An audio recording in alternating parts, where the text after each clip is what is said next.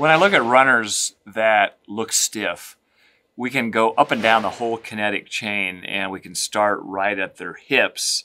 But when we talk about hip mobility, stretching, and strength, this one almost across the board, almost with every man that I get in a room who wants to be a triathlete or has been a triathlete, and a lot of the professional triathletes, they have poor hip mobility and flexibility, and therefore they can't fire their glutes.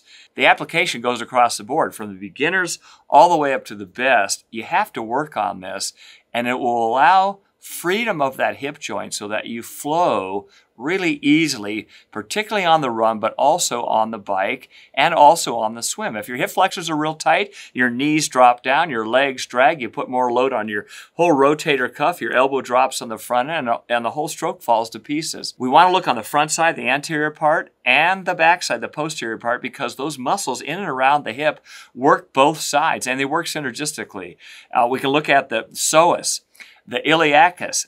Now that's the iliopsoas muscle, the tensor fasciae latae, and you can do this while you're seated. If you just reach down and put your hand right on the crease of your crotch and just start thumping your feet up and down like you're marching in place, and you have your hand right there, you're going to feel that TFL, the tensor fasciae latae, start to fire. That little muscle's like a hot dog, and that thing gets tighter and tighter and tighter and tighter.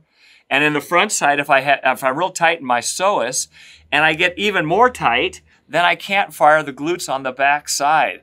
So we have to work on all these muscles, and I'm going to show you a number of different exercises, how that we can entertain these muscles and really get the main ones, your rectus femoris, your big quad muscle, your hamstrings, bicep femoris, and your glutes, which are primarily three muscles, but the glutes are as complex as your shoulder. There's a bunch of little muscles that lie in your glutes, and your butt muscle is not just something to sit on.